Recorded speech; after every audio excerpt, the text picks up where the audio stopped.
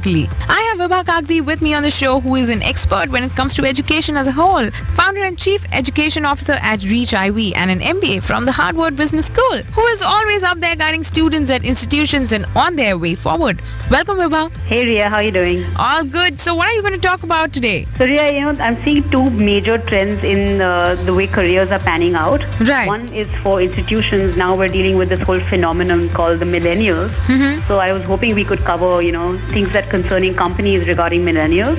Right. Interesting. And generally, I feel like the millennials also need to understand, how do we stick to a certain job? How do they grow their career trajectory? Right. So it's an adaptation from both the company side as well as the new generation coming in. So I was really hoping we could, throw some light on these topics today. Absolutely. So, to start with, how do you think millennials are influencing the workplace on the first place? Okay, great starting question. So I think as far as millennials are concerned, we've seen a big shift in the way companies were run earlier as compared to today. Mm-hmm. So earlier the culture, you're familiar, it was more formal, there was a strict hierarchy. Now I'm seeing companies becoming flatter with the advent of millennials. Mm-hmm. Dress codes are changing in companies. Something as simple as today companies are comfortable with people walking in jeans and t-shirts and even, sandals, right, which from a generation ago was completely considered taboo. Mm-hmm. Millennials also bring a lot of freshness in ideas. They're young, they're exposed to different things, so I feel a lot of freshness coming into companies. Millennials are obviously, very adaptable to technology because they've grown up in this technology generation. Mm-hmm. So very quickly they pick up on new softwares, new training tools, etc. Mm-hmm. And I think the biggest one is that there's no hesitation to speak up. Right. Millennials are bold, they'll say what's on their mind. And I think it's a great workforce to have, but obviously companies need to learn and adapt to this new workforce, and I think that's the challenge for companies then. Absolutely, it is. And great observation. That's exactly what is happening all around. And also, there is another trend among these millennials. They never stick to one particular job. What do you think about that? Absolutely spot on, Riya. This is a part of the whole being a millennial generation. They're unable to stay put in one job because, as you know and understand, to climb that corporate ladder, you need severe patience and rigor. Right. These are two qualities that the millennials are lacking in. So I think it's okay to shift jobs. I don't think you have to necessarily stay in the same job, but I think it's the reason that matters. So if you're going to shift the job for the wrong reason, and I'll tell you examples of wrong reasons. So I tell students, please don't be impulsive. Right. Don't just shift a job because you had a bad day. Your boss said something or your colleague said something. Right. Or perhaps you missed your quarterly targets and you feel like, oh, this job is not for me. Or a company tries to poach you with giving you like a minor increment in salary, and then you get tempted saying, oh, I'm just going to leave everything and move on. So I think these are the wrong reasons. What I consider a right reason to leave a company is primarily if you hit the learning curve plateau. So if you feel like you're not learning, if you've become stagnant in your growth, right, and there's nothing new for you to get from the company in terms of a growth path, then I think that's the right reason to leave a job. Right. Yeah, it makes a lot of sense. Well, loads of information flowing in, and I have a lot more to ask. So stay here with us on Mumbai On Demand with me, Riya, only on 94.3 Radio 1.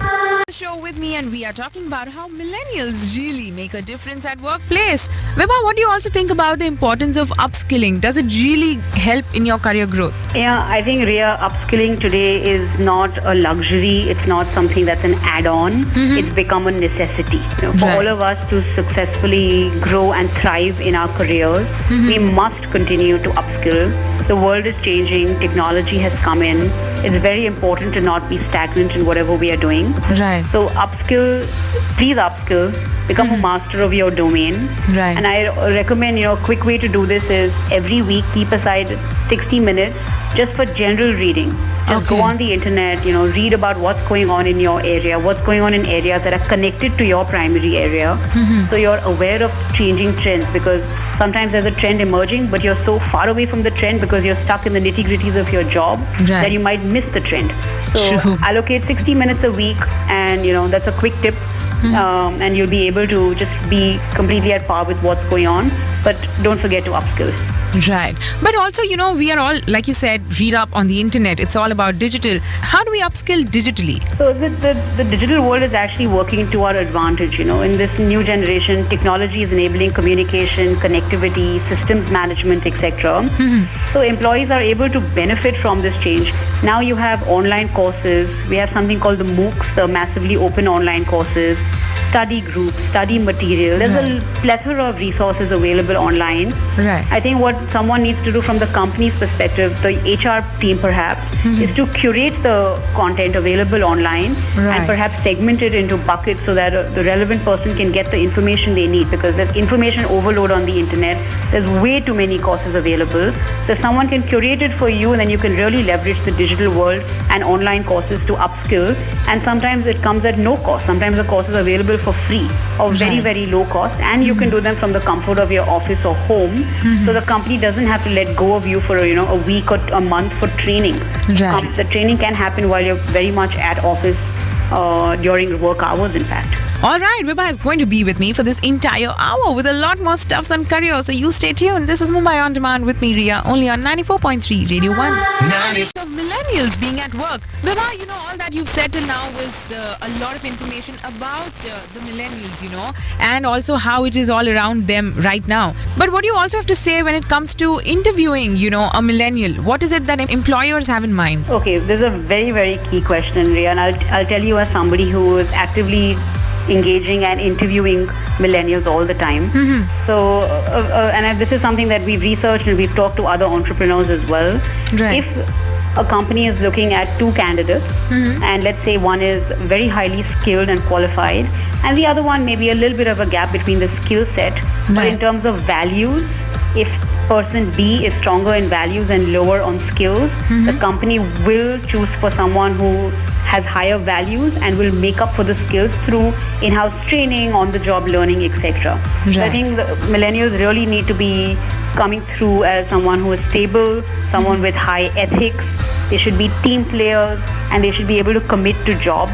So on your resume, things that should not come through you shouldn't come across as someone who's constantly jumping jobs. If you have a new job every 6 months, if I look at a resume like that, it's a red flag for me. Right. Come prepared to the interview. If you haven't done your research, if you haven't looked at our website, our services, our products, if you don't know the team and you come into the interview, we know you're not prepared. It's a signal that you're not really interested in the job. You're just shopping around. Right. Immediate red flag. Right. And the last tip I'd give out is ask good questions in an interview. We're constantly judging people by the quality of questions, whether it's about the service, whether it's about the actual role, whether it's about the culture in the team. Please make sure you've done your research and you can ask good questions, and you'll really win your employer over. Right. Yeah. And I think, Vibha, all this is really helpful. In fact, not just for a millennial, but, in fact, at any given age, this is helpful if I'm looking for another job. Yeah, absolutely. I think these are just tips that will stay with us for the rest of our lives. Absolutely. And with that, what also comes to my mind is, would you like to give some suggestions to people who are actually looking to move on to their next level in career-wise? Yeah, I think, again, as you rightly said, Riyaa, these would also be valid for people moving to the next level. As we talked about upskilling, so I would say please upskill consistently. I'm a big believer in relationships. So build relationships with your colleagues, with your clients, with anyone you interface with on a job. Relationships will always come around full circle. True. I would suggest think long term.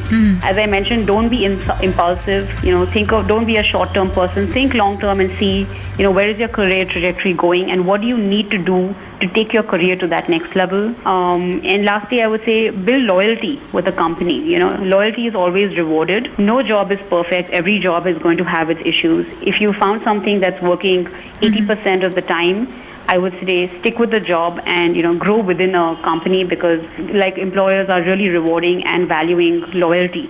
If you're able to be a loyal team player, then I think your career will be on the fast track. As I said, this was